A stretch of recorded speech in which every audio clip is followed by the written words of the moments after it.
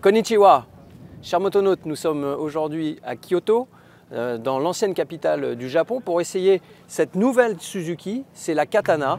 Alors elle reprend une bonne partie de la GSX 1000, une moto qu'on apprécie beaucoup chez Motonet. Elle avait remporté un comparo contre ses deux sœurs japonaises, l'ancienne CB 1000R et la Kawasaki Z1000. Et puis elle s'était montrée très efficace également contre l'Aprilia Tuono V4 et la MT10 sur Motonet. Alors vous pouvez retrouver tous ces comparos sur vos smartphones et PC. Pour mémoire, la GSX 1000, on l'avait trouvée très marquante au niveau du moteur. C'était un moteur qui était très agréable et hurleur. On avait apprécié sa polyvalence en ville comme sur route. Et puis on avait aimé également le tarif qui était bien placé, surtout par rapport à la concurrence. Il y avait quelques points faibles, bien sûr, Motonet les avait notés. On avait quelques grésillements qui étaient perceptibles à mi-régime. Il y avait une injection qui était un peu cahotante. Alors de ce point de vue, la Katana ne bouge pas. En revanche, le dernier point faible qu'on avait noté sur la GSX 1000, c'était son design qui était un petit peu déjà vu, qui était un peu daté par rapport à ses concurrentes. Aujourd'hui, Suzuki révèle une nouvelle moto qui a un look qui est déjà vu également, mais il y a un peu moins de 40 ans. Ils le ressortent et c'est très intelligent parce que le néo-rétro, on a pu voir dernièrement des motos stylées années 60, années 70, mais les années 80, c'est une grande première. Le design, c'est celui de Hans Smoot, c'était en 1980, rappelez-vous, avec la GSX 1100S, qui était la première Katana du nom. Et puis en fait, en 2017, il y avait un designer italien qui était arrivé sur les salons avec un concept 3.0 qui était très intéressant, qui était si intéressant en fait que Suzuki a décidé de le réinterpréter à sa façon pour l'adapter à la GSX 1000.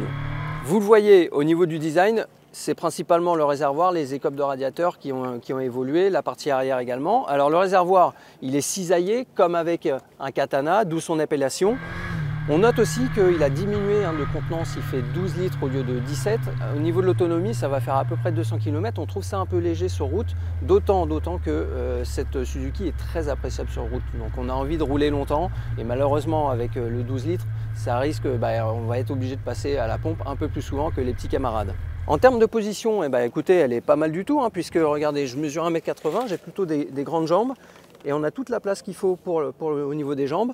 Au niveau du buste et des avant-bras, il n'y a pas de souci non plus, il n'y a pas d'appui trop contraint forcé comme sur une sportive, puisque contrairement au modèle originel, elle n'adopte pas des demi-bracelets, mais bien un guidon haut comme tous les roadsters. Et au niveau du maniement, on a pu le tester sur la petite route fermée cet après-midi au Japon. C'est vrai que c'est un outil vraiment très efficace, il est tranchant, c'est pas usurpé que de dire que la Katana elle coupe vraiment la route d'une manière très efficace et très facile également. Et puis au niveau moteur et partie cycle, on va pouvoir en parler un peu plus. Le moteur, c'est celui de la GSX 1000, il n'a pas été modifié, mis à part au niveau de la poignée qui est un petit peu moins réactif sur les tout premiers degrés d'inclinaison. Bon, on ne va pas vous mentir, il aurait fallu avoir la GSX 1000 à dispo pour pouvoir véritablement comparer. Nous, ce qu'on note, c'est qu'au niveau des petits à-coups, c'est peut-être un petit peu mieux parce que du coup, on ouvre un peu moins grand au début. Et puis après, ce qui est au niveau de la réactivité du moteur, c'est toujours aussi plaisant. Il faut savoir que ce moteur, il descend en fait de la GSX-R de 2005, la GEX K5 pour les intimes. Et c'est un moteur qui avait une longue course, c'est-à-dire que la course du piston est de 59 mm. Sur la GSX-R actuelle, c'est 51,1 mm. Alors ça paraît assez dérisoire vu comme ça, mais en fait, au guidon, on trouve des sensations qu'on ne trouve pas forcément sur les superbikes qui sont actuellement sur le marché, où il faut aller très haut dans les tours pour avoir le maximum de puissance. Sur ce bloc moteur, on a 150 chevaux qui sont développés dès 10 000 tours.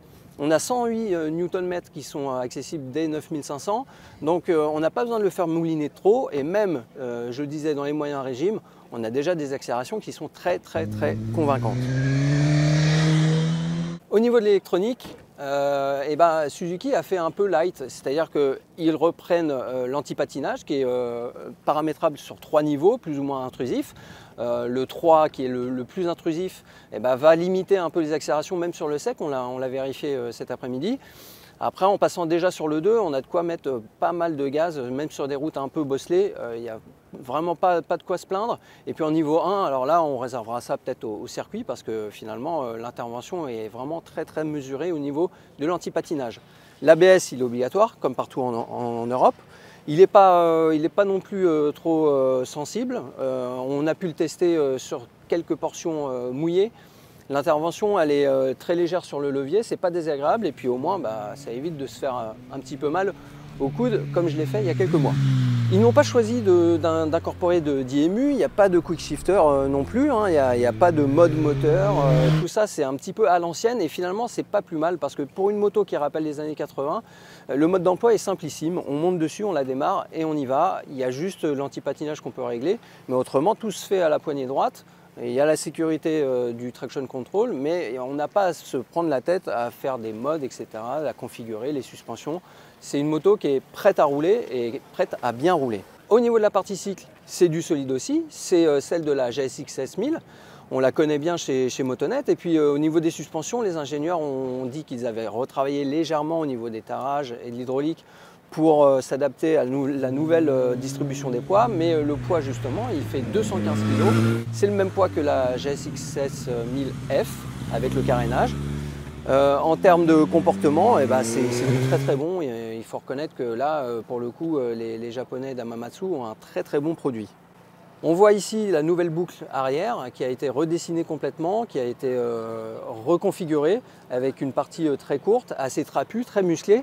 Et puis derrière également, on trouve le support de plaque qui est déporté et qui permet d'alléger complètement la vue arrière de la moto. Ça lui donne vraiment un look très réussi, même si du côté gauche, il y a cette espèce d'appendice qui est en plastique un peu brut. On aurait préféré une finition un peu meilleure, ça semble un peu massif, mais dans l'ensemble, on trouve que c'est une bonne chose que Suzuki ait fait cette première sur cette moto-là. En ce qui concerne l'éclairage, c'est du full LED, il n'y a pas de souci. L'écran, on l'a vu dans un Smart Vidéo, c'est un écran qui n'est pas en couleur malheureusement, alors que c'est une moto qui est censée être haut de gamme, mais il a l'avantage d'être très complet et d'être commandable au niveau des commodos sur le guidon. Le tarif, on l'a donné à la fin de la conférence de presse hier soir, il est de 13 699 €. C'est le modèle haut de gamme, donc elle est un peu plus chère que la GSX 1000, elle est 1000 € plus chère et 400 € de plus que la version F. La dispo, c'est à partir du mois de mai, courant mai, nous a dit Suzuki France. Il y a deux petites choses à savoir pour conclure. La première chose, c'est qu'il y aura un show qui sera fait un peu partout en France. Ça commence le 12 avril à Paris pour permettre aux futurs clients ou aux curieux de venir voir la bête d'un peu plus près. Et la deuxième chose, c'est vraiment quelque chose de très sympa que Suzuki a prévu pour les acheteurs, c'est ce livre qui en fait raconte l'histoire non seulement de ce modèle-là précis, la Katana 2019. Donc on connaît tous les secrets de cette moto-là, mais on a aussi également l'historique de l'ancienne Katana et de toute la gamme qui a existé jusqu'en 2000 au Japon, avec des interviews des designers de l'époque et de 2019. Bref, c'est un super produit et un super livre pour les collectionneurs. Voilà ce qu'on pouvait dire en vidéo sur cette nouvelle Katana. N'oubliez pas de lire l'essai complet sur Motonet. A plus et bonne route!